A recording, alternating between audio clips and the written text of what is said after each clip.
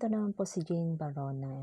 Gusto ko lang i-share sa inyo ang aking bagong recipe ng chives and cashew nuts. Ayan guys, meron na po akong dating video na ganito, steer chives siya, pero nuts yata yung, peanut yata yung nilagay ko doon. So, ito guys, ang ating gagamitin ay ang bulaklak ng sibuyas ata to, or bawang, basta yun. Ayan. Kasi hindi natin kinakain sa Pinas ng ganito, pero dito lang sa Hong Kong kinakain guys. Bali, ganito lang siyang paghiwa. Matigas siya guys, parang sitaw. Pero mas matigas ito kaysa sa sitaw. Nabubulol tayo guys. So, yung dry niya, hindi pwede.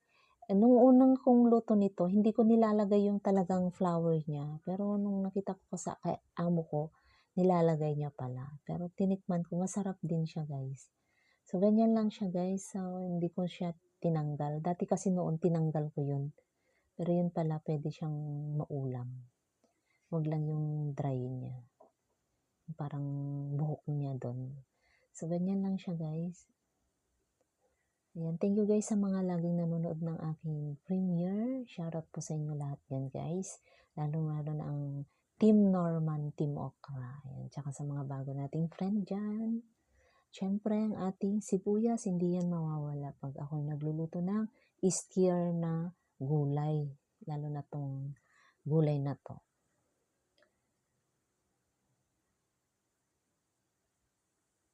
Yung cashew nuts pala guys ay isang yung buto ng kasoy sa atin. Yun pala yun. So, ganyan lang siya guys. Then, ang ating bawang.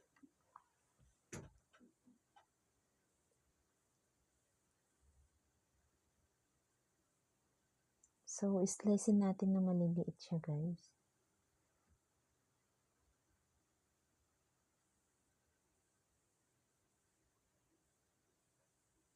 Kasi yung isa kong alaga, ayaw niya ng may bawang. So, ganyan para hindi niya mahalata na may bawang.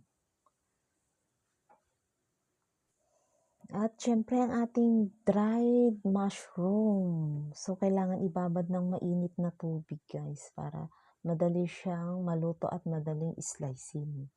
So, binabad ko ng 30 minutes sa mainit na tubig.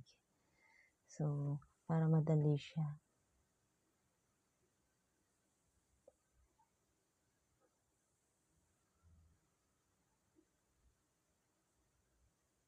So, pwede rin po kayo maglagay ng yung pork or chicken. Pwede rin po.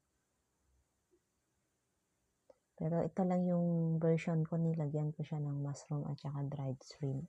Yung dried shrimp din po ay yung maliliit lang siya at binabad ko na rin po siya ng mainit na tubig.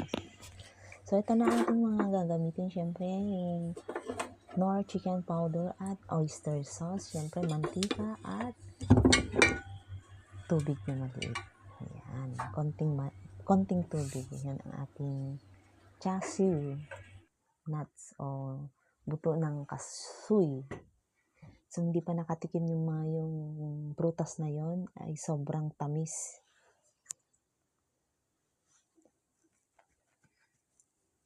So, ito na nga guys, start na tayo sa pagluluto. Siyempre, painitin natin ang ating mantika bago natin ilagay ang bawang. So, kailangan medyo brown siya.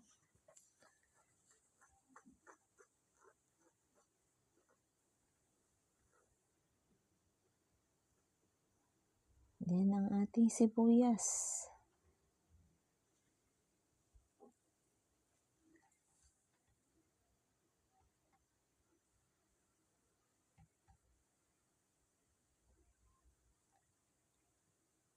And yung dried shrimp. Kasi mahirap maluto yun.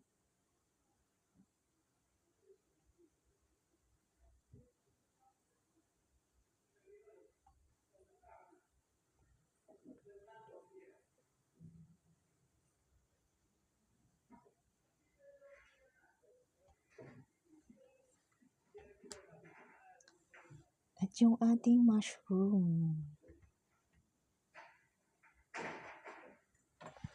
Halo lang natin na ganyan, guys.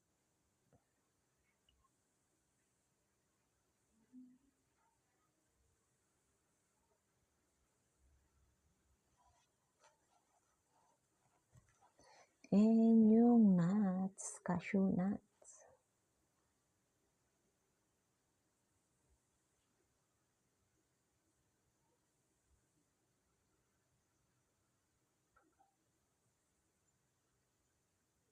Lagyan lang natin ng konting tubig, guys, para maluto ang ating mushroom at ating nuts.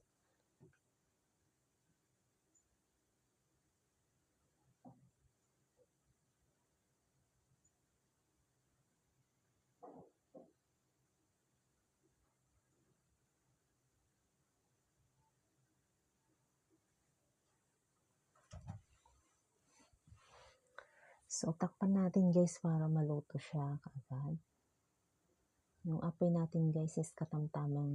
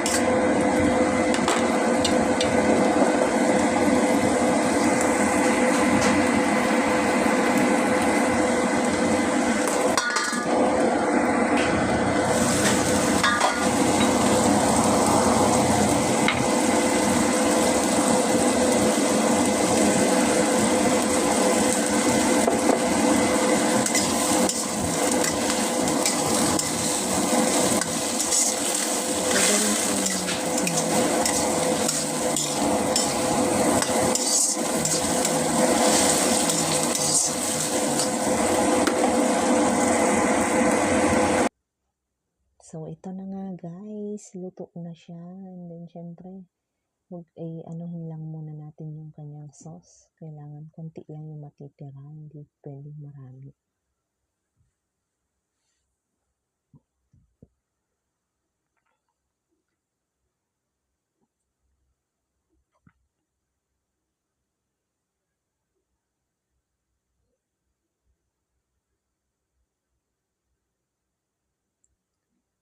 And guys, salamat po sa laging nanonood ng aking premiere, ang aking mga niluluto.